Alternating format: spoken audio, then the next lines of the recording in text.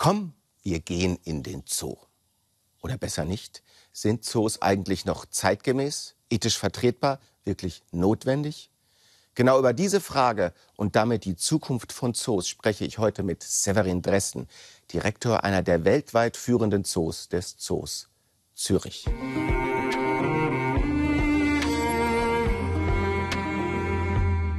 Herr Dressen, einmal angenommen, eine gute oder böse Zauberin käme zu Ihnen und würde sagen, du musst morgen mit einem Tier deines Zoos tauschen.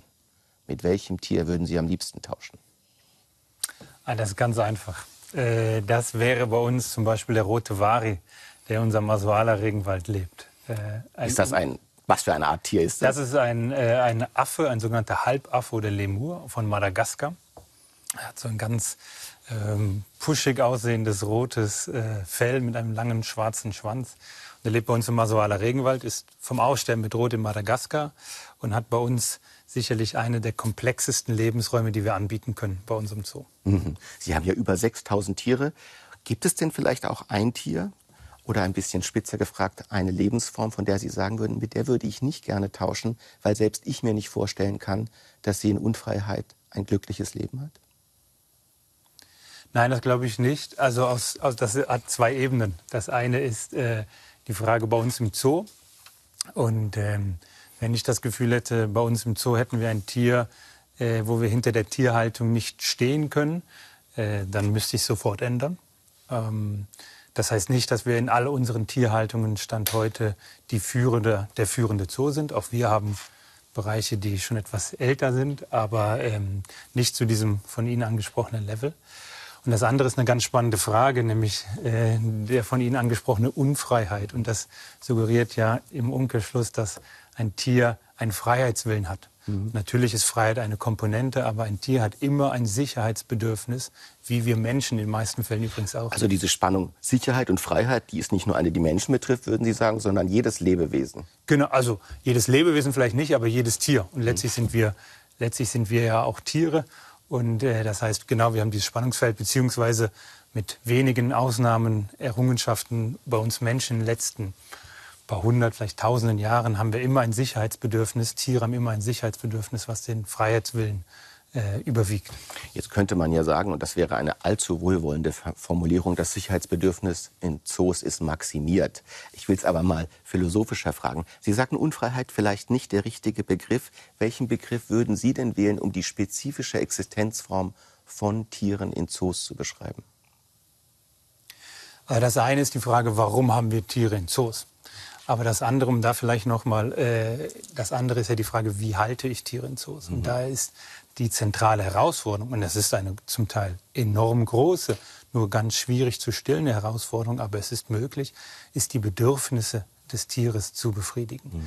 Jedes Tier, jede Art, jedes Individuum hat Bedürfnisse. Und die muss man stillen. Und das ist die Herausforderung in der Tierhaltung.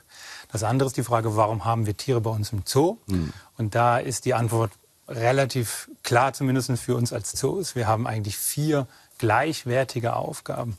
Und das ist der Artenschutz, das ist der Halt von bedrohten Tierarten bei uns im Zoo, Naturschutz, unser Engagement vor Ort in den bedrohten Naturräumen, die Forschung, wir wollen unsere Tiere besser verstehen, um sie schützen zu können, und die Bildung. Alles auf der Welt funktioniert immer nur dann, wenn wir Menschen dahinter stehen. Da gibt es einen Vierklang, der ist fast, kann man sagen, weltweit zu einer Zoo-Ideologie geworden. So rechtfertigt man sich, so versteht man sich. Und wir sind ja jetzt schon mittendrin im Thema, weil man kann sagen, es hat insbesondere in den letzten 40 Jahren, grob gesprochen eigentlich in Ihrer Lebensspanne, Sie sind 1988 geboren, eine Art Sensibilisierungsschub gegeben. Wir schauen auf Zoos und die Zoo-Erfahrung mit anderen, vielleicht auch problematisierteren Augen, als das vielleicht noch in meiner Kindheit der Fall war. Zunächst kann man ja mal sagen, auch aus Tierschutz, aus Tierliebhaberperspektive ein zivilisatorischer Fortschritt. Absolut, und zwar nicht nur aus Tierschutz, sondern eigentlich noch auf einer übergeordneten Ebene aus einer artenschutzerischen, naturschützerischen Sicht ganz wichtig, eine Sensibilisierung, die stattfindet für das Tier, natürlich auch ein wachsendes Verständnis, was fühlt ein Tier, was hat ein Tier für Bedürfnisse. Auch wenn wir dann manchmal in der modernen Zivilisation dann das Pendel wie überschlägt. Aber das ist wichtig, dass es das gibt, dass wir Menschen uns da weiterentwickelt haben. Und das ist natürlich im Zoo genauso passiert. Wir verstehen unsere Tiere besser und dementsprechend versuchen wir natürlich auch, die Tiere nach diesen neuesten Erkenntnissen zu halten. Über die ganzen Vorteile, Nachteile, Spannungen, die entstehen, das wollen wir heute erkunden. Zunächst einmal, als ich mich auf diese Sendung vorbereitet habe, habe ich mit vielen Altersgenossen und Freunden gesprochen und alle waren schwankend wie ein Schiff im Sturm. Sie haben gesagt, ich gehe eigentlich gern in den Zoo, aber... Und das ist eine Kernambivalenz, glaube ich, die auch gar nicht mehr aus der Welt verschwinden wird. Und das ist wahrscheinlich auch die Spannung, in der Sie täglich stehen. Ja, das ist unglaublich spannend, weil wenn man sich so die Zahlen anguckt, dann ist es ja so, in Europa, in der Schweiz, bei uns in Zürich, da steigen die Besucherzahlen von Jahr zu Jahr. Es kommen immer mehr Leute in den Zoo. Allein in der Schweiz ist das die großmehrheitliche Bevölkerung, die Zoos besucht. Und dann hat es natürlich auch einen Teil der Gesellschaft, die Zoos sehr kritisch hinterfragt. Die ist in der großen Minderheit, aber die schafft es sehr gut, auch kommunikativ, exzellent. Auch aktivistisch präsent zu sein. Genau. Und ich glaube, da bringt es gar nichts, mit dem Finger auf andere Leute zu sagen, das ist nicht mein Stil, sondern ich denke, da müssen Zoos kritisch sich hinterfragen, warum schaffen wir das nicht? Das, was den Sinn unserer Arbeit, der ethisch geboten ist, auch wenn manchmal es moralisch vielleicht sogar fragwürdig erscheinen mag. Warum schaffen wir es nicht, das vernünftig zu kommunizieren? Da müssen wir besser werden. Da sind Zoos schon viel besser geworden. Werden aber immer noch herausgefordert, das wirklich zu transportieren. Und die zweite Facette, und das ist immer so im Leben, es gibt wie immer im Leben Gutes und Schlechtes. Es gibt gute Moderatoren und schlechte Moderatoren, es gibt gute Sendungen und schlechte Sendungen, es gibt gute Zoos und schlechte Zoos. Aber der Zoo ist ja zunächst einmal, und ich glaube, das ist bei Ihnen biografisch auch so, eine Art Traumwelt für Kinder. Insbesondere Kinder entwickeln eine besondere Faszination. Das ist ein Ort, mit dem man mit Kindern geht. Ich nehme mal an, in Ihrer Biografie gab es auch die Erfahrung oder den Zugang, wo Sie gesagt haben, das ist ganz besonders für mich. Das ist vielleicht sogar etwas, dem ich mein Leben widmen will. Wissen Sie noch, wann das war? Also es gab so ein paar Aha-Erlebnisse. Und eines ist sicherlich, dass ich bin in Deutschland in der Nähe der holländischen Grenze aufgewachsen. In den Niederlanden gibt es auch viele tolle Zoos. Da gibt es einen Burgers Zoo und die haben auch früh angefangen, solche Ökosystemhallen zu bauen. Ganz vergleichbar mit unserem Masoaler Regenwald.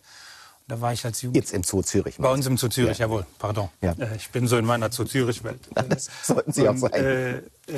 Und da gab es so Momente, wo ich war als Kind und zum einen die Tiere in diesem naturnahen oder nachempfundenen Lebensraum gesehen habe, begeistert war von dieser Vielfalt des Lebens. Aber, und das war bei mir auch immer eine wichtige Komponente, ich habe gesehen, wie diese Erfahrung auch die anderen Leute begeistert hat.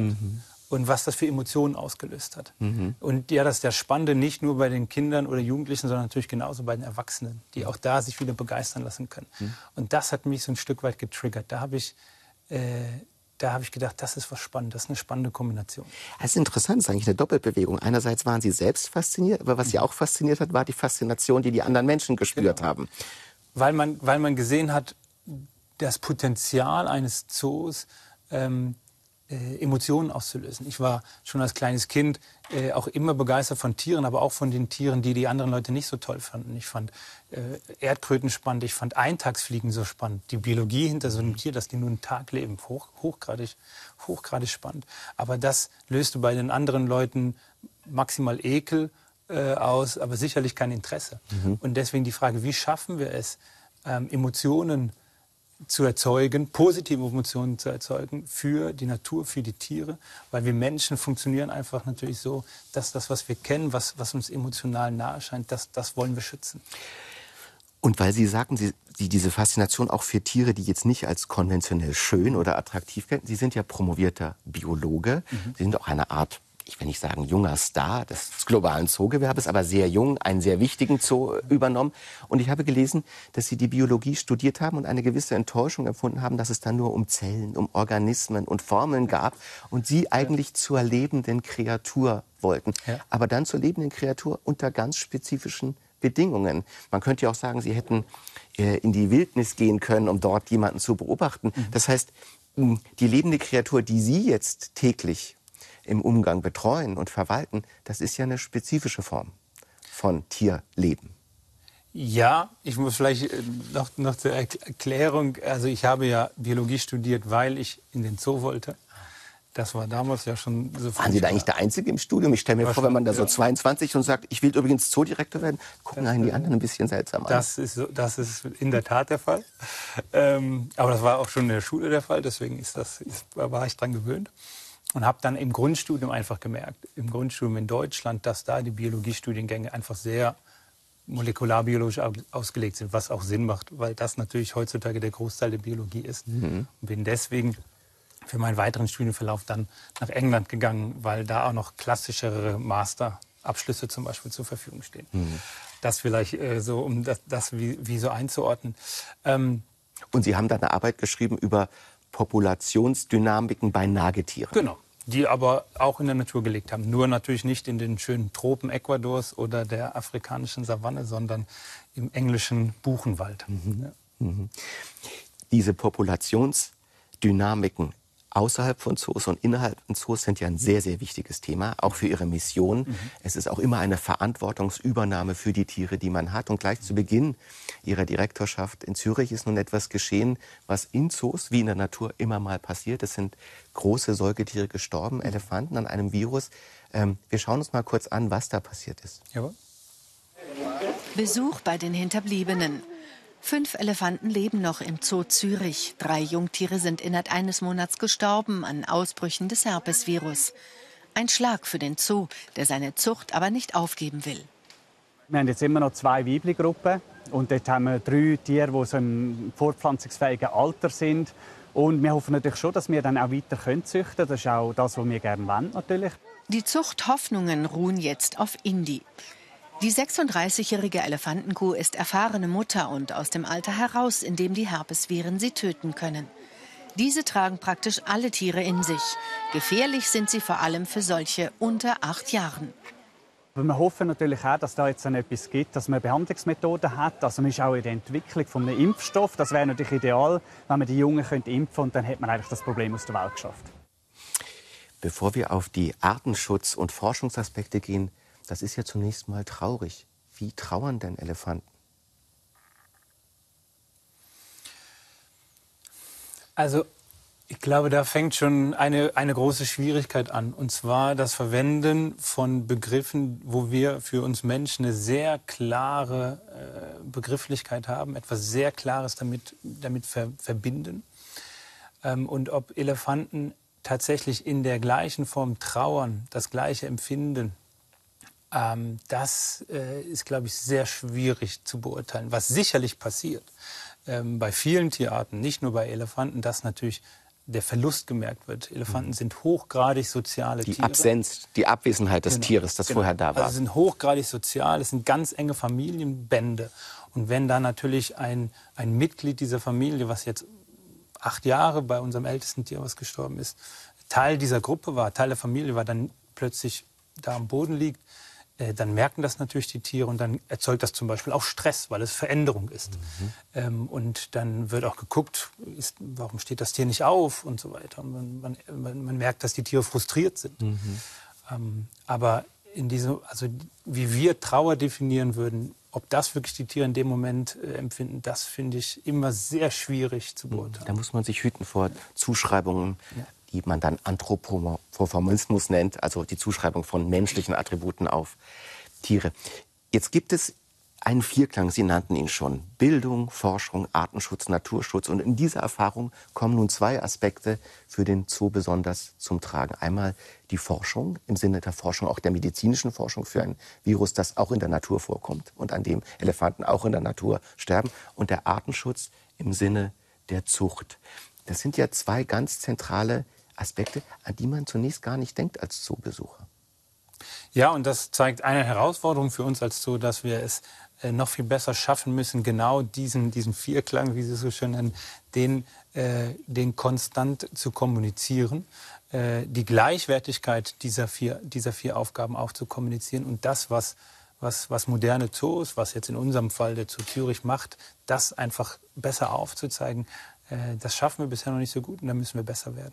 Glauben Sie, dass das wirklich nur ein Kommunikationsproblem ist, im Sinne, wir müssen da besser werden, oder dass das die meisten Menschen, die in den Zoo gehen, auch gar nicht so sehr interessiert?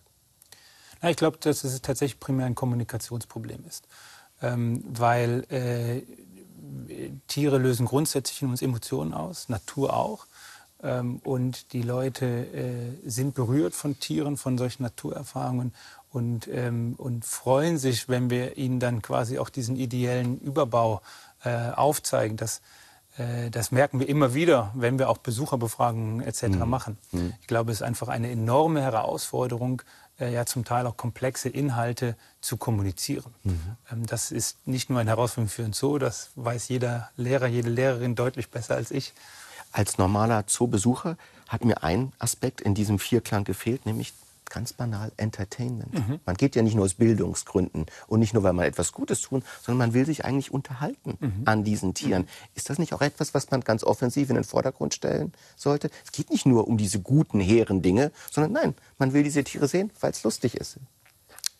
Ich glaube, da muss man ganz stark differenzieren zwischen der Frage, warum gehen die Menschen in den Zoo? Ja. Und was ist unsere ideelle Daseinsberechtigung? Warum halten wir Tiere? Und das sind diese 4 Gründe. Deswegen halten wir Tiere. Und die Menschen kommen aber nicht zwingend bei uns in den Zoo, um diese 4 Teile kennenzulernen, darüber mehr zu erfahren, sondern um eine schöne Zeit zu haben. Und das ist auch letztlich vollkommen legitim, weil es uns das Potenzial gibt, die Möglichkeit gibt, jetzt in unserem Fall im Zoo Zürich, 1,4 Millionen Schweizerinnen und Schweizer zu erreichen im Jahr. Das ist ja fantastisch. Eine enorme Zahl, auch, wenn man sich vor Augen führt. Das ist genial. Und wenn wir dann auch noch parallel schaffen, den Menschen eine gute Zeit zu geben, umso besser. Weil wenn wir glücklich sind, wenn wir zufrieden sind, wenn wir gut gegessen haben, dann sind wir noch mal viel empfänglicher für Botschaften, als wenn wir uns darüber ärgern, dass die Toilette gerade dreckig war. Wenn jetzt ein sehr buchhalterisch begabter Mensch mit ethischen Intuitionen nachrechnen würde, das Geld, das in Zoos fließt, es gibt ja kaum Zoos, die sich nur aus den Eintrittsgeldern selbst wirklich erhalten können. Das heißt, sie sind subventionsbedürftig. Und wenn man an Artenschutz und an Forschung denkt, könnte man doch sagen, das Geld, das investieren wir direkt vor Ort in den Urwald, in den Artenschutz oder direkt in die Forschung. Ist das eine effektive Form von Artenschutz und Forschung? Sie wird dann, also vielleicht den Artenschutz mal kurz als Einzelthema herausgegriffen. Es gibt gute Beispiele, wo es sinnvoll ist, vor Ort auch Tiere zu erhalten. Das darf man, Artenschutz, Naturschutz darf man da nicht vermischen. Naturschutz geht immer nur vor Ort, machen wir auch vor Ort. Da geht es darum, diese Ökosysteme zu erhalten, was ja dann impliziert, dass da auch andere Tierarten drin leben. Aber es gibt durchaus auch Beispiele, wo man vor Ort Zuchtstationen aufgebaut hat, um Tierarten konsequent nachzuzüchten, wie wir es in europäischen Zoos tun, um sie dann wieder auszubilden.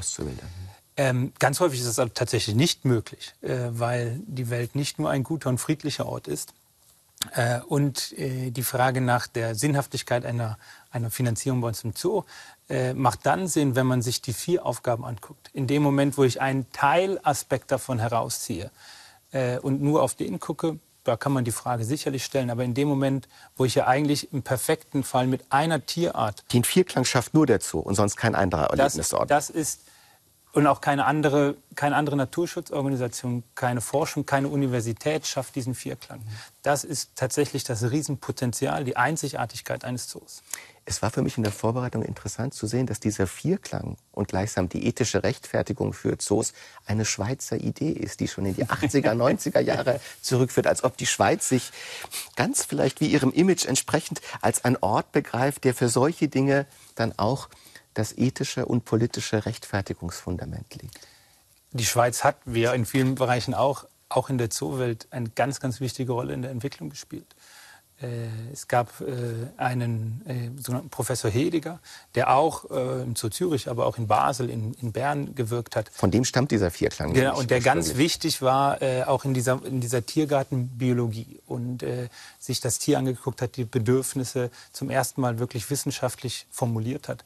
Und wir als Zoogemeinschaft uns auch immer noch als globale Zoogemeinschaft in diesen Grundprinzipien darauf beziehen, auch wenn natürlich in der Zwischenzeit viele Erkenntnisse dazugekommen sind. Und auch der Weltzooverband, der inzwischen global eine ganz wichtige Rolle spielt, wurde eigentlich im Kern in der Schweiz entwickelt, saß auch lange in der Schweiz. So also wie viele globale Institutionen in der Schweiz sitzen, ja. Jetzt ist es ja so, es gibt ein stilles Paradox, das auch mit dem Entertainment-Aspekt zu tun hat. Und ich würde es so beschreiben, gerade die Tiere, deren wegen man in den Zoo geht, erwecken besonders große ethische Bedenken. Nämlich große Säugetiere und Menschenaffen. Das sind die Attraktionen in Zoos oft. Und gerade bei denen hat man dann auch fast instinktiv das Gefühl, ist das eigentlich okay, die in diesen Gehegen oder Zoowelten leben zu lassen. Also bei jetzt Erdmännchen oder bei Vogelspinnen würde man sagen, ja, da gibt es nicht so großen ethischen Bedenkenraum. Aber jetzt bei Eisbären oder Elefanten dann eben eher. Und das ist eine ganz spannende Sache, die Sie gerade skizzieren, weil das eigentlich, wenn man sich die Haltungsherausforderungen anguckt, so gar nicht darstellbar ist. Da gibt es gar keinen rationalen Grund, also diese Herausforderung auf diese Tierarten zu skizzieren. Ein Gorilla beispielsweise, also ein Menschenaffen, kann ich eigentlich die Bedürfnisse eines Gorillas kann ich in Zoos relativ einfach befriedigen. Dann gibt es andere Tierarten, gewisse Vogelarten, gewisse Insektenarten, gewisse Froscharten, wo es viel, viel herausfordernder ist, die Bedürfnisse zu befriedigen und wirklich zu sagen, das ist eine gute Tierhaltung. Das ist total interessant. Bei so einem Löwen, der ja ein fauler Stinker ist und 18 Stunden am Tag eigentlich gar nichts zu will, ist das gar nicht so schwierig, sagen Sie. Aber bei gewissen Termiten kann das recht aufwendig werden. So ungefähr. Und das ist natürlich in der öffentlichen Wahrnehmung, ist es dann zum Teil komplett konträr. Auch das zeigt, dass wir es noch besser schaffen müssen, genau diese Frage dieser bedürfnisorientierten Ethik, wenn es um Tierhaltung geht, was ja eine große Frage ist, wie kommen wir weg von dieser pathozentrischen Ethik, wenn wir einfach nur gucken, okay, wie können wir Leiden verhindern, in der Nutztierhaltung beispielsweise, sondern wir müssen ja eigentlich darauf gucken, wie können wir die Bedürfnisse stillen. Und darüber müssen wir viel mehr reden, weil die halt so unterschiedlich sind und zum Teil ganz einfach zu stillen sind und manchmal sehr schwierig. Aber ich kenne mich ja nur nicht aus, aber ich würde denken, meine Territorialvorstellung von solch einer Affenhorde oder von einem Löwen, die sind doch sehr viel größer als das, was ein Zoo bieten kann. Ja, das ist tatsächlich ein immer wieder geäußerter Punkt und das ist insofern spannend, weil wenn man sich die Bedürfnisse von jedem Tier erstmal anguckt, dann geht es ja darum, dass ich möchte Futter finden, ich möchte selber nicht gefressen werden, was jetzt beim Löwen vielleicht nochmal wegfällt, und ich möchte mich im besten Fall noch weiter vermehren. Und das sind die Bedürfnisse und die gilt es in einem möglichst komplexen, sag ich mal, einflussreichen, nicht im Machtverständnis, sondern mit möglichst vielen externen Einflüssen Raum zu gestalten. Und dafür braucht es natürlich schon eine Fläche, die vielleicht größer ist als dieser Tisch, an dem wir sitzen. Aber dafür braucht es in keinster Weise die gleichen Dimensionen, die jetzt zum Beispiel ein Tiger in der Natur braucht. Weil, und das sieht man bei Tigern wunderbar im Vergleich, der sibirische Tiger hat ein riesiges Territorium. Aber nicht, weil er Spaß an der Freude hat, so viel rumzulaufen, sondern weil es einfach keine Futtertiere gibt. Und der Tiger... Der muss unterwegs bleiben, um zu leben. Genau. Und in Südostasien, der Tiger, wo es deutlich mehr Futtertiere hat, ist das Territorium natürlich viel kleiner. Die Bedürfnisse müssen gestillt werden. Ich finde das eine interessante Frage aus philosophischer Sicht auch, dass man Artenschutz auf Bedürfnisbefriedigung, artgerechtes Halten, auf Bedürfnisbefriedigung bestimmt und vielleicht sogar verkürzt. Man könnte sich ja auch jemanden vorstellen, einen Politiker, der sagt, was wollt ihr denn, meine Menschenbevölkerung? Ihr kriegt bei mir zu essen, ihr dürft euch irgendwie unterhalten miteinander, ihr dürft auch ein bisschen spielen und ich beschütze euch. Und zumindest aus menschlicher Perspektive würde man sagen, da fehlt das Zentrale unserer Existenz, die Autonomie, die Selbstbestimmung.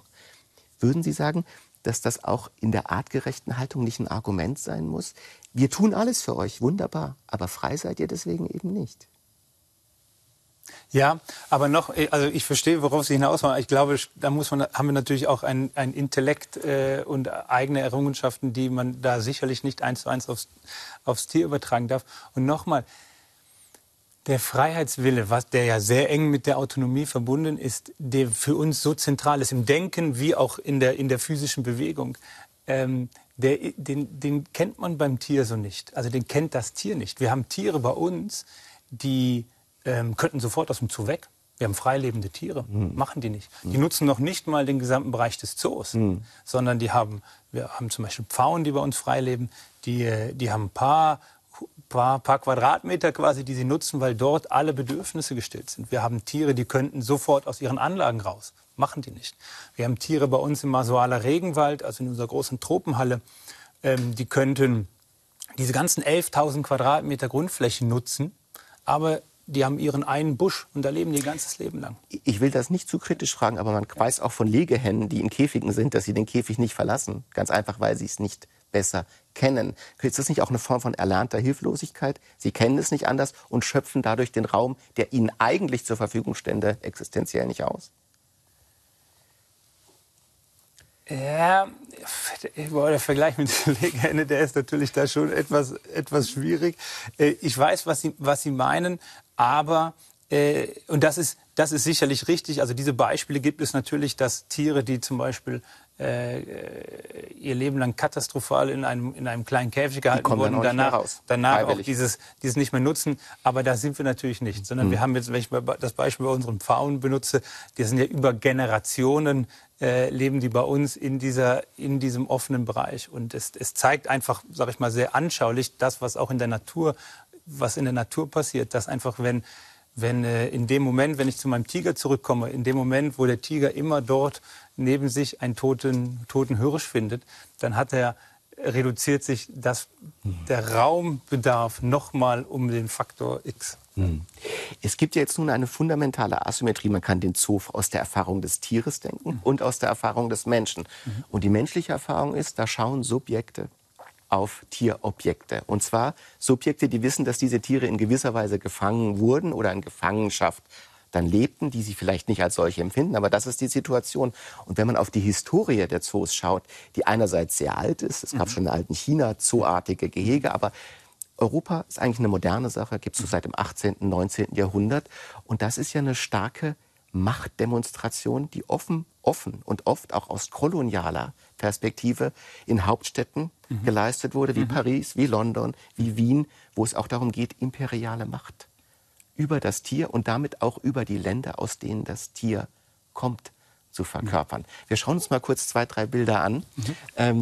Zunächst gibt es da den Tierpark Schönbrunn in Wien. Das war vielleicht der erste große Tierpark in Europa, natürlich auch als kaiserliche Institution in einem Park. Da sehen wir schon Elefanten. Das ist hier in London. Da sieht man im 19. Jahrhundert diese Tiere. Und jetzt ein jüngeres Bild, Entschuldigung, das ist Paris. Und jetzt ein jüngeres Bild aus einem Zoo in London, noch glaube ich aus den 50er, 60er Jahren. Da würde man sagen, da kommt die ganze Ambivalenz der Erfahrung doch eigentlich zu sich. Das ist wahrscheinlich ein Tier aus einer englischen Kolonie, das gefangen genommen wurde und jetzt dort ausgestellt wird.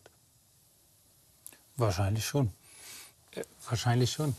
Ein Zoo ist ja immer auch ein Spiegel des Zeitgeistes. Ein Zoo ist ja immer Teil der Gesellschaft. Wir sind keine abgeschlossene Zuchtstation.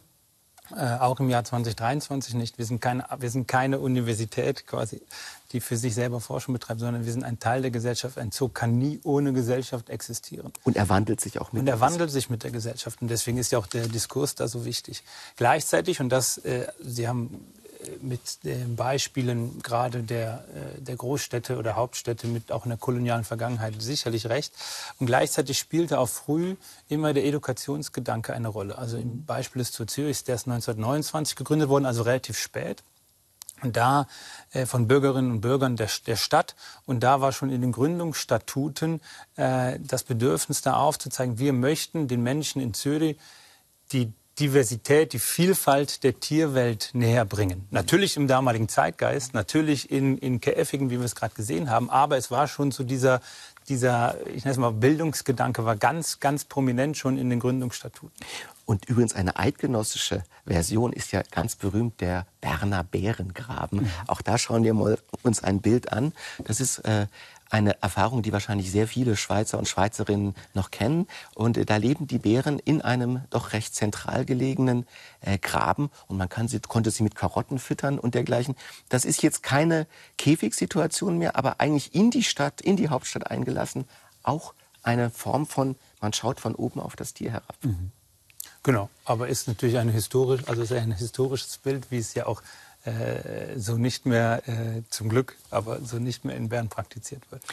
Dieser Wandel ist ja wahnsinnig interessant von einer Käfighaltung zu einer Gehegehaltung. Es gibt jetzt ein neues Paradigma, Sie klären mich auf, das kann man Immersion nennen. Und zwar von zwei Seiten. Die Tiere sollen in zunehmend natürlichen Lebensräumen sich wiederfinden und auch für den Besucher soll es den Eindruck erwecken, als sei das eigentlich eine Wilderfahrung, wenn man durch den Zoo geht.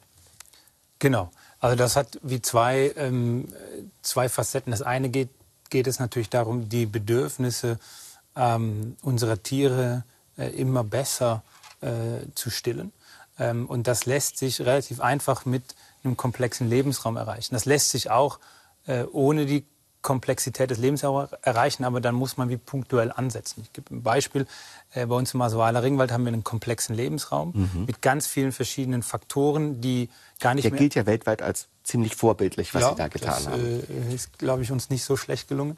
Wo also ganz viele Facetten die Komplexität für die Tiere darstellen. Und deswegen wir gar nichts aktiv machen müssen, um die Bedürfnisse anderweitig zu befriedigen. Und dann gibt es andere Anlagen bei uns, wo die Komplexität so nicht da ist und wo man dann zum Beispiel darüber arbeiten muss, dass die Tiere für ihr Futter ganz viel tun müssen, dass sie sich ihr Futter hart erarbeiten müssen, weil die Komplexität in dieser Anlage so nicht gegeben ist. So eine Art Gamification. Man erfindet Spiele, damit die kognitiv weiter aktiv bleiben. Kognitiv, aber auch physisch, ganz wichtig. Also beide, also mental und körperlich muss das Tier gechallenged werden, müssen die Bedürfnisse gestillt werden.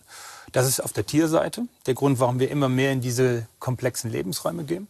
Und natürlich aber auch für den Gast. Wenn der Gast eintauchen kann in diese Lebenswelt, wenn der Gast sich als Teil davon fühlt, dann schafft es genau diese Emotionen, die wir ja generieren wollen. Diese Subjekt-Objekt-Hierarchie, wie es vielleicht ein Philosoph nennen würde, die ist nur an einer Tierart oder einer Gattungsart besonders problematisch, nämlich solchen, bei denen man selbst denkt, die könnten schon Subjekte sein. Die sind für den Zoo auch besonders schwierig. Das sind Menschenaffen. Es gab in Basel unlängst eine Initiative, die für Grundrechte für Primaten plädierte. Das hatte auch mit den Verhältnissen im Basler Zoo zu tun. Die wurde abgewiesen. Wie sehen Sie das mit Menschenaffen? Ist das vielleicht für Sie selbst in der Entwicklung des Zoos ein Punkt gegeben, wo Sie sagen würden, das ist vielleicht dann doch etwas, was wir in Zoos zukünftig nicht mehr machen wollen oder werden? Absolut nein.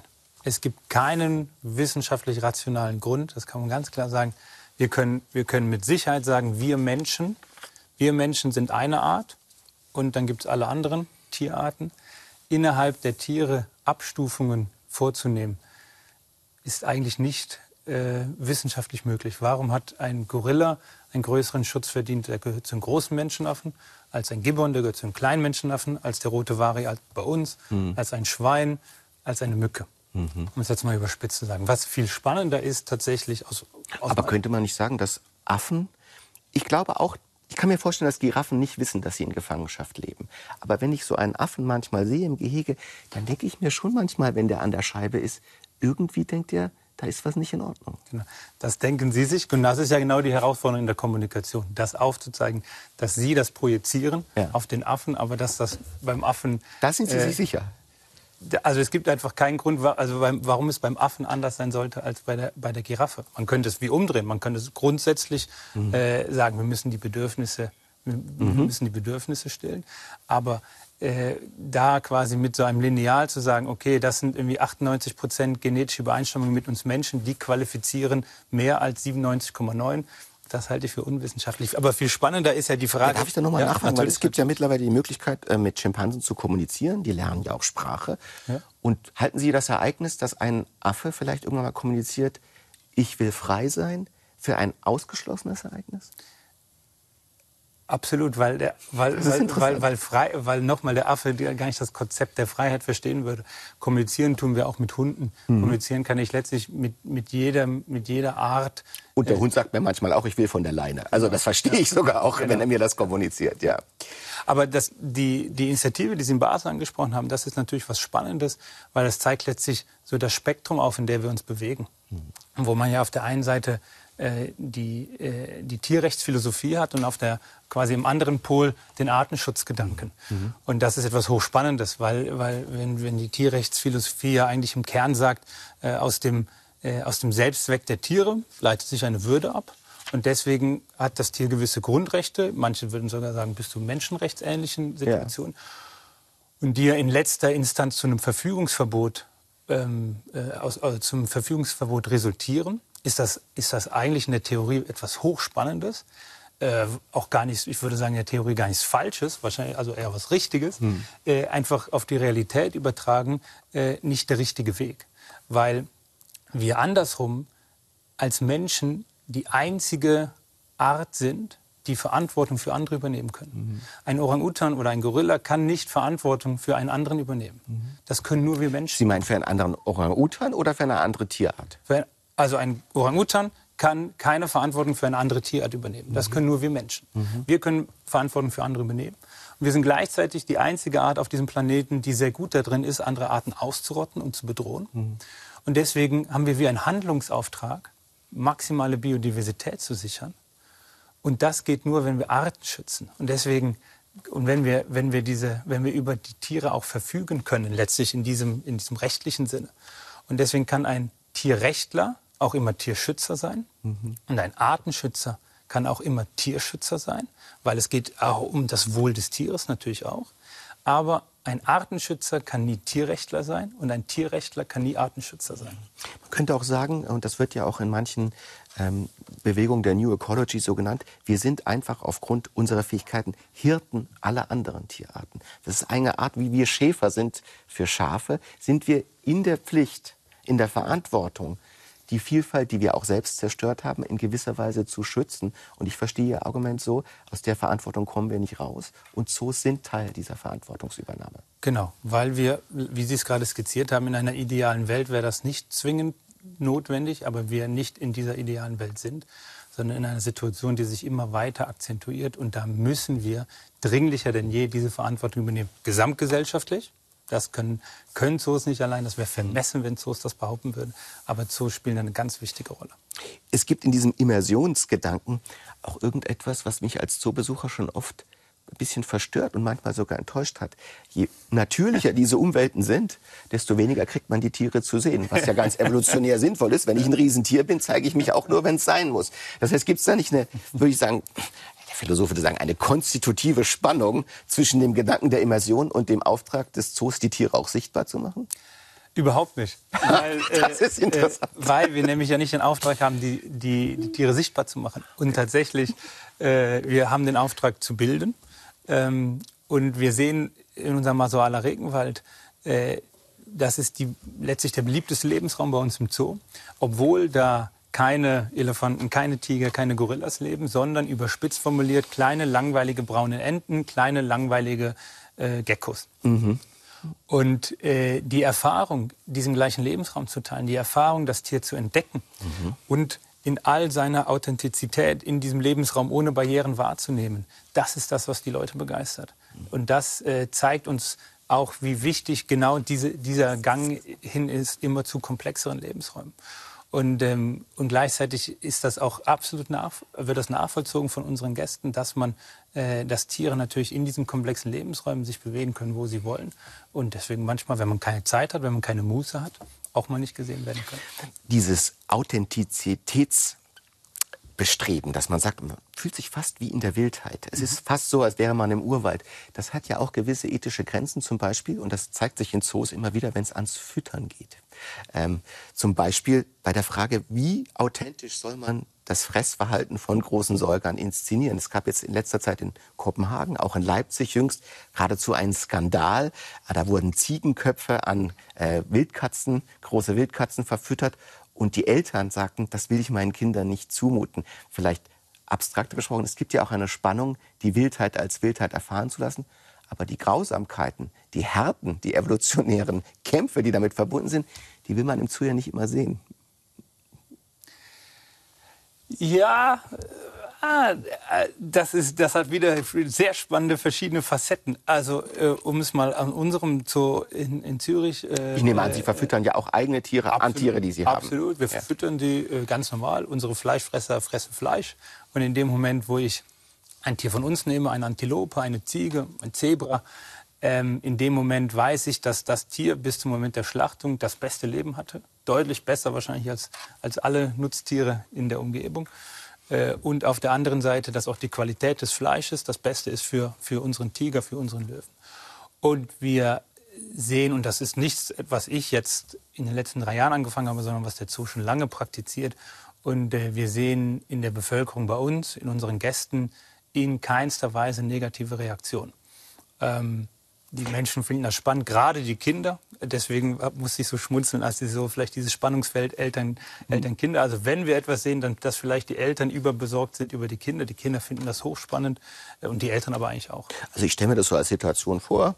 Eine Züricher Kleinfamilie geht in den Zoo und dann wird das Antilopenfleisch an die Löwen verfüttert und Herr Dresen steht dann daneben und sagt, ja, so ist das halt. Die Löwen fressen die Antilopen sind da, das sind die Löwen und die fressen einander. So ist das in der Natur. Das wäre für Sie auch Bildung. Genau, das gehört dazu. Wir haben ja grundsätzlich als Gesellschaft schon die Herausforderung, dass wir immer mehr von der Natur entfremdet sind und immer weniger verstehen, auch wo unsere Lebensmittel herkommen, wie es in so einem Schlachthof aussieht.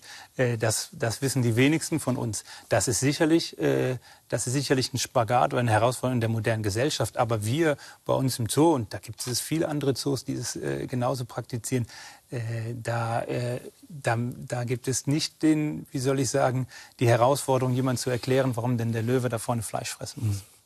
In diesem Bildungsauftrag, die Zoos haben, die auch Tierdokumentarfilme haben, die vielleicht sogar Trickfilme haben, gibt es immer so eine Gefahr, die man Disneyfizierung oder Disneyfizierung von Tiererfahrung nennen könnte. Wir hatten unlängst den Dokumentarfilmer und Regisseur Werner Herzog hier. Da ging es um einen Fall von Timothy Treadwell, ein junger Amerikaner, der mit den Grizzlies in Alaska leben wollte, weil er sie für seine Freunde hielt, ganz nah an sie ranging und dann letztlich von ihnen gefressen wurde. Wir schauen uns kurz mal an, was Werner Herzog über diesen Fall Timothy Treadwell, über den er einen Film gemacht hat, gesagt hat. Es geht um die Disneyisierung von wilder Natur. Für ihn, Timothy Treadwell, waren die Bären alles knuddelige Bärchen mit weichem Fell, die man umarmen muss. Die er lieb hatte, wie er sagt. Die man lieb haben muss. Der sagt ihnen immer, wie lieb er sie hat. Geht aber bis so nahe, wie ich jetzt Ihnen bin und berührt sie. Das war eine dieser Szenen, wo wir nicht mehr hinschauen konnten. Richtig, und das sollte niemals passieren. Sie müssen auch die Zone des Bären respektieren. Sie müssen die Bären nicht lieben, aber respektieren Sie sie bitte in ihrer Wildheit. Diese Disneyfizierung, das ist ein schöner Term, aber Sie können wahrscheinlich als Zoodirektor auch viel mit dieser Gefahr anfangen oder mit dieser Warnung. Ja, also ich glaube, es beschreibt zum einen wirklich eine große Herausforderung, die wir ja gesamtgesellschaftlich haben, dass wir immer mehr anfangen, auch Wildtiere wie zu vermenschlichen. Gerade das ist natürlich ein Trend, der auf sozialen Medien auch insbesondere Einzug erhält, wo Angst- oder Stressreaktionen von Tieren als lustig empfunden werden und in unzähligen Videos dargestellt werden, weil einfach die Tiere nicht richtig gelesen werden können. Auch im Bereich der Haustierhaltung gibt es ja unzählige Beispiele. Aber auch im Zoo haben wir natürlich so ein gewisses Spannungsfeld, dass es uns auf der einen Seite wichtig ist, die Tiere so natürlich wie möglich zu zeigen in ihrem Verhalten und genau eigentlich ja versuchen, nicht Emotionen in die Tiere hinein zu interpretieren. Und auf der anderen Seite wollen wir Emotionen bei Menschen auslösen. Und da helfen natürlich gewisse Dinge, die eine Nähe darstellen. Und das ist zum Beispiel, dass man den Tieren Namen gibt. Das hilft, Nähe aufzubauen. Dann wird das Individuum erfahrbar. Knut, der Eisbär, vielleicht einer der bekanntesten Zoonamen jüngerer Zeit. Wenn der Eisbär Knut ist und nicht Nummer 125, dann zum Knut kann ich eine größere Nähe aufbauen. Und das ist natürlich auch irgendwie wichtig, weil wir Menschen wie gesagt, nur das schützen, was wir kennen, was uns nahe ist, wo wir Emotionen für empfinden. Und das ist immer ein schmaler Grat, auch für uns Zoos. Ja. In diesem Ideal der Immersion gibt es ja jetzt neue Konkurrenten, auch gerade was Jugend- und Entertainment-Angebote angeht, zum Beispiel Metaverse oder solche Angebote, wo man sagt, wir gehen durch künstliche virtuelle Realität, kreieren wir Erfahrungen, die vielleicht in der realen Welt nicht zu haben sein werden. Bewegen sich Zoos gegen, mit oder auch in Anbetracht von solchen Angeboten auch auf so eine Metaverse-Ebene? Überlegen Sie zum Beispiel im Zoo Zürich, ob Sie solche virtuellen Realitäten als Teil der Zoo-Erfahrung anbieten werden? Eine unglaublich spannende Frage, was auch viele Zoos und auch wir sehr intensiv diskutiert haben. Ich denke, wenn man den reinen Bildungsaspekt anguckt, dann kann man darüber nachdenken. Wir haben uns aber selbst im Bildungsaspekt wieder dagegen entschieden, weil wir letztlich das authentisch vermitteln wollen. Deswegen, wenn man durch unsere Anlagen geht, dann findet man ganz häufig in den Lebensräumen sogar relativ wenig Informationsmaterial, das dann wie am Anfang und am Ende. Weil es die Erfahrung selbst... Genau. Wir wollen auch versuchen, mindert. das Handy wegzubekommen, also dass man nicht immer wieder Informationen über das Handy konsumiert. Also dieses Spannungsfeld. Aber sicherlich, wenn man rein edukativ sich das überlegt, gibt es spannende Ansatzpunkte für so eine Augmented oder sogar Virtual Reality.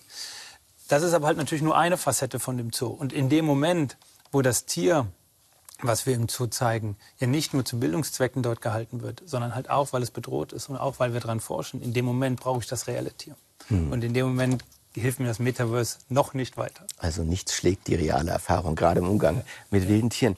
Wir haben jetzt, und ich habe auch sehr stark problematische Aspekte betont. Man kann aber mit einem weiteren Blick auch sagen, das ist eine ganz schon hypokritische, fast heuchlerische Anklage gegen Zoos. Wir sind in einer Welt, in der nur 4% der Säugetiere, wie ich las, überhaupt noch in Wildnis lesen. Was damit zu tun hat, dass Nutztierhaltung größerer Säugetiere das überwiegende Leben auf diesem Planeten von Säugetieren mittlerweile ausmacht. Tiere, die wir essen, die wir nun wirklich nicht gut halten. Das ist ja eine extreme Unwucht. Der Zoo ist oft für Tierrechtsaktivisten so ein Intensitätspunkt. Da können sie gut punkten. Aber im Vergleich zu dem, was wir sonst Tieren antun, ist ja geradezu lächerlich. Das stimmt. Ist das für Sie überhaupt eine Verteidigung oder sagen Sie, ich verteidige mich auf der Weise, auf der ich angegriffen werde, nämlich der Frage, wie die Haltung und die Idee der Gefangenschaft selbst zu rechtfertigen wäre? Ja, das hat verschiedene Facetten. Also ich kann nur unterschreiben, was Sie gesagt haben, aber ich weiß gar nicht, ob ich sagen würde, dass ich mich verteidigen muss. Vielleicht fängt es damit an. Erklären. Ich möchte über unsere Arbeit informieren. Ja. Und das macht mir ja Freude, über die Arbeit bei uns zu reden und die Menschen aufzuklären. Aber natürlich ist es so, dass es sich rein aus einer strategisch-kommunikativen Sicht, wenn ich Campaigner wäre und für irgendetwas Aufmerksamkeit kreieren möchte, dann fokussiere ich mich auf die Zoos, fokussiere ich mich nicht auf die Nutztierhalter, fokussiere ich mich nicht auf die Heimtierhalter, wo wir viele, viele schlechte Heimtierhaltungen haben. Weil da mache ich viel zu viele Menschen hässig. Aber es gibt ja manchmal auch kommunikative Notsituationen. Nehmen wir mal eine große Raubkatze frisst oder tötet eine Pflegerin oder einen Pfleger. Ich glaube, Sie hatten auch so einen Fall. Und dann kann man auch sehen, im Netz und in den neuen Anklagedynamiken digitaler Art sind da Zoos schnell unter Druck. Wie stellt man sich das im Alltag vor? Gibt es da bei Ihnen dann Sondersitzungen? Wie begegnen wir dieser Situation kommunikativ? Wie machen wir das im Netz, wenn zum Beispiel ein Shitstorm aufzieht oder absehbar ist? Nein, also ich denke, das muss man schon noch mal einordnen. Also zum Glück leben wir in einem Land, wo der Diskurs noch sehr zivilisiert abläuft, sodass wir wenn es dann diese Dynamiken in den sozialen Medien angeht, die darf man nicht ernst nehmen. Das sitzen Sie aus? Dass das aussitzen würde bedeuten, dass ich es ernst nehme, aber dann hinten raus hoffe, dass es irgendwann vorbei ist. Aber das ist ja noch nicht mal ein Diskurs, den kann man sich nicht stellen. Ich setze mich mit jedem gerne an den Tisch, der Sachen kritisch sieht. Aber das ist ja nicht die Flughöhe, auf die man sich begeben. Das ist ja kein Interesse an einem wirklichen Diskurs, sondern das ist in Frustration, in Aggression ablassen. Haben Sie denn so Hintergrundgespräche mit Vertretern von PETA, sagen wir, also stark würde sagen, fundamentalistischen Tierrechtsaktivisten, die Zoos als Zoos generell ablehnen. Sprechen Sie mit den Menschen manchmal? Tauschen Sie da Argumente aus? Also ich habe unglaublich spannende Gespräche mit ganz vielen verschiedenen, auch gerade Schweizer Institutionen, die vielleicht Teile von der Zoohaltung kritisch sehen. Es wird dann schwierig, wenn man natürlich so null Überlappungsfläche hat. Also wenn ich sagen würde, ich lehne jegliche Finanzierung vom SRF ab, dann haben wir wahrscheinlich, wenn es um die Zukunft von diesem Sendeformat geht, relativ wenig Hätten wir vermutlich einen Dissens. Ja. Sehr schön. Ich frage mich das auch deshalb, weil man sagen kann, dass wir ja jetzt in eine neue Phase des Natur-Kultur- und des Natur-Tier-Verhältnisses eintreten. Man nennt sie auch das Anthropozän. Und man meint damit einen Zustand, in dem der Mensch die ganze Erde und alles Leben auf dieser Erde in gewisser Weise mitprägt und damit auch mitverantwortet. Wenn man es überspitzt formulieren wollte, könnte man sagen, jedes wilde Tier, das auf diesem Planeten lebt, ist eigentlich schon ein überwachtes, verantwortetes Tier. Ja, aber aus einer sehr frustrierenden Erkenntnis heraus, dass es gibt Studien, die sagen, es gibt keinen Quadratzentimeter mehr auf diesem Planeten, der nicht schon durch uns Menschen beeinflusst wird. Wir haben Mikroplastik in der Antarktis, wir sind überall hingekommen, entweder wirklich direkt oder durch unsere Abfallprodukte.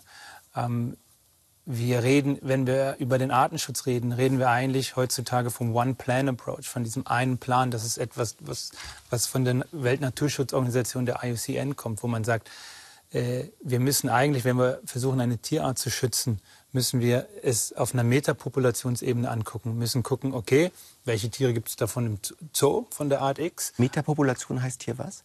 Heißt hier, dass man sich alle Teilpopulationen zu einer großen Population zusammenfasst, wenn es um die Organisation, wenn es um die Rettung dieser Art geht. Und da ist die Zoopopulation wie ein Teil davon, weil auch in der Natur ganz viele Populationen effektiv nicht mehr eine große Population bilden, sondern Teilpopulationen sind, die so stark fragmentiert sind, die sich nicht mehr austauschen können. Da gibt es auch Inzuchtprobleme, kann man das so nennen? Absolut. Und deswegen man halt guckt, okay, wie können wir das ganzheitlich managen? Weil dann zum Beispiel der Mensch ganz aktiv austauschen muss, also Tiere aus dem einen Nationalpark in den anderen Nationalpark, aus dem einen Nationalpark in den Zoo, aus dem Zoo in den Nationalpark bringen muss. Genau, weil wir schon so massiv auf die Biodiversität Einfluss genommen haben. Aber ist das denn ganz konkret, klären Sie mich auf, so dass man eine Samenspende von einem gefangenen Schimpansen vielleicht in ein Reservoir bringt und dort Schimpansenweibchen besamt damit, um die genetische Variabilität hochzuhalten? Das konkrete Beispiel ist mir jetzt nicht bekannt, aber vom Grundsatzidee ist das genauso. Und das passiert ja auch immer wieder. Tiere werden zum einen aus Zoos wieder ausgewildert, werden von einem Nationalpark in einen anderen Nationalpark gebracht. Tiere werden auch wieder aus der Natur entnommen, um in Zoos Reservepopulationen aufzubauen. Wir hatten gerade jüngst, was ja ein tolles Erfolgserlebnis ist, seit einigen Wochen haben wir ein Waldrapp-Pärchen, das ist eine Vogelart, die hier ganz in der Nähe vom Zürcher Flughafen nistet. Das ist eine Art, die seit 400 Jahren im Alpenraum eigentlich ausgestorben ist, wo Zoos seit einigen, fast schon Jahrzehnten im Alpenraum in Österreich und Deutschland Tiere wieder angesiedelt haben und wo jetzt auch zum ersten Mal ein Pärchen nach 400 Jahren Abwesenheit wieder in die Schweiz zurückgekommen ist und jetzt ganz in der Nähe von hier nistet. Also der Mensch nimmt's, der Mensch gibt's in gewisser Weise, aber mit der Auswilderung muss man ja sagen, das ist ein relativ kleiner Prozentsatz und viele Tiere, gerade die großen Säuger, die können ja nicht mehr ausgewildert werden, wenn sie einmal im Zoo geboren wurden, oder? Nein, das stimmt so nicht. Also es stimmt, dass es ein kleiner Prozentsatz ist, das stimmt. Und ich denke, da gibt es wie beides. Da gibt es zum einen sicherlich den Auftrag an Zoos, der auch in den letzten Jahren immer mehr wahrgenommen wird, zu gucken, okay, welche Tierarten können wir auch tatsächlich wieder auswildern? Wo können wir noch genau diese aktive Verantwortung übernehmen? Ganz häufig hätte es Tiere, also hätte es Individuen von hochbedrohten Arten oder auch sogar ausgerotteten Arten, die nur noch in Zoos existieren, die man auswildern kann. Aber vor Ort hat es einfach keinen Platz. Die wenigen Schutzgebiete sind schon voll oder es hat gar keine geschützten Gebiete mehr. Also das ist sicherlich so ein Spannungsfeld. Ja, und in dem müssen wir uns bewegen und da müssen wir natürlich gucken, dass wir da immer besser werden. Aber Sie haben eben die 96% der Biomasse angesprochen, der Säugetierbiomasse, also 4% 4% Wildtiere. Das ist eine die anderen, unheimliche Zahl. Das hat mich wirklich schockiert, das zu lesen. Das genau, und die 96% sind, und das sind nämlich nicht nur die Nutztiere, sondern vor allem auch wir Menschen. Und es gibt einfach viele Menschen. Ach, die sind da drin, in dieser. Genau. Und das sind viele von uns. Und das heißt, ganz häufig hätten wir die Tiere, aber wir haben vor Ort die Flächen nicht. Gibt es denn derzeit Tierarten, die nur noch in Zoos existieren? Ja, auch bei uns im Zoo Zürich gibt es gewisse Tierarten, die nicht nur noch im Zoo Zürich, aber halt nur noch in Zoos existieren. Und das Wiederansiedeln von den großen Säugetieren, grundsätzlich ist da immer die Frage, es wird dann schwierig, wenn ein Tier von den eigenen Eltern etwas lernt. In dem Moment wird es kompliziert, nicht unmöglich. Also weil die Eltern das selbst nicht mehr vermitteln können unter Umständen, was notwendig wäre. Oder weil die Eltern vielleicht im Zoo leben und man natürlich sonst die Jungtiere in die Natur bringen würde. Aber zum Beispiel die Waldrappen, diese Vögel, auch die wussten nicht mehr, sie waren ja ausgestorben, wussten nicht mehr, das sind Zugvögel, wie sie in den Süden fliegen sollten. Und dann hat man es ihnen wieder beigebracht. Man hat die darauf trainiert, dass sie so einem Leichtflugzeug nachfolgen können. Und dann ist man mit denen über die Alpen in den Süden geflogen. Und jetzt hat es so viele Tiere in der Population, die das kennen, dass wenn wir dann weitere Tiere nachschießen, weil immer noch ganz viele auf dem Zug sterben, dass die es jetzt den anderen beibringen. Und Herr Dresen, das ist so unglaublich, wenn man denkt, was da für ein Aufwand betrieben wird. Das ist ja wunderschön als Geschichte. Aber man denkt, es wäre doch eigentlich klüger, sie erst mal so zu schützen, dass wir nicht diesen unglaublichen Aufwand im Nachhinein betreiben müssen. Das ist absolut richtig. Es gibt, und das ist meine letzte Frage an Sie, ein wunderschönes Zitat von Ihnen. Das lautet folgendermaßen: Entweder es wird in 100 Jahren nur noch Zoos geben oder es wird keine mehr brauchen. Ist das die Situation, in der das Mensch-Tier-Verhältnis heute ist? Ja, weil in einer idealen Welt bräuchte es keine Zoos. In einer idealen Welt, vielleicht noch beim Forschen wird man immer können, aber braucht es den Artenschutz, den Naturschutzgedanken und auch nicht den Bildungsgedanken mehr, weil wir es geschafft haben, dass wir die Relevanz der Natur und der Tiere in unseren Gesellschaften so fest implementiert haben, dass sie davon nicht wegzudenken ist.